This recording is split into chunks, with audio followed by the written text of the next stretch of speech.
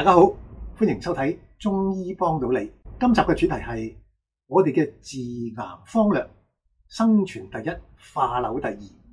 冇幾耐之前，治過癌關嘅系列文章發表咗之後呢，陸續有癌症嘅患者求醫，佢哋不約而同都係想用純中醫藥嚟治療嘅。今次同大家報告一個舌癌嘅案例啊，患者係一位89歲高齡嘅老伯伯，我哋俾一個化名佢啊，叫佢做陳伯啦。陳伯初時就診嘅時候，最痛苦嘅症狀有兩個：第一，下巴同埋兩腮持續疼痛；第二，舌頭嘅活動能力受限，嚴重影響進食同埋講嘢。陳伯嘅家人考慮到老人家已屆高齡啦，決定選擇用純中醫藥治療。佢哋擔心陳伯如果勉強開刀或者做化療，咁要麼就或者會出現嚴重嘅後遺症，要麼甚至會與癌共亡。對於想用純中醫藥治療嘅癌症患者呢，我哋素來嘅方略就係生存第一，化瘤第二。生存第一意思係留人治病，務求令到患者就算有癌症在身，仍然都可以無痛苦如常生活。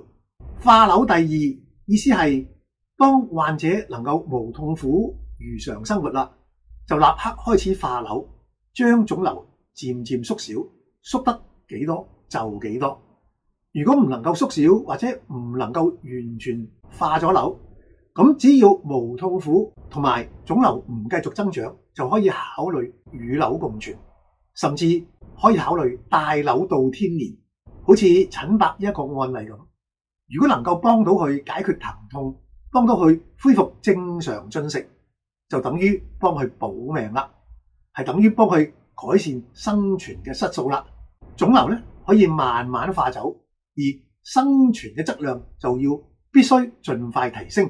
陳伯嘅治療好順利，佢食咗藥之後，疼痛慢慢減輕。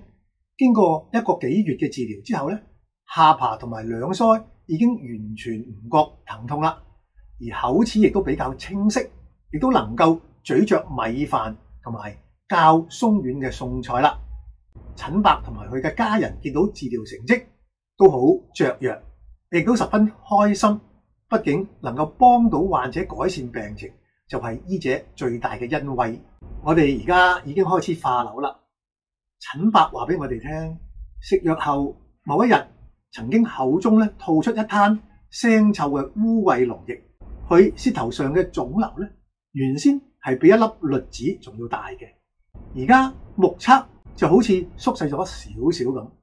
至於最後能夠縮小幾多咧，目前都係未知之數嘅。我哋盡人事啦。日後有成績嘅話，再同大家報告。我哋講生存第一，化瘤第二，最想傳遞嘅信息就係，醫者治療癌症時刻不忘嘅咧，應該係盡量保住患者嘅生存質量，而唔係盲目咁消滅腫瘤。如果治療上執住要將消滅腫瘤放喺第一位，咁就有機會腫瘤雖然冇咗，但係人亦都走咗，又或者留下令患者苦不堪言嘅後遺症。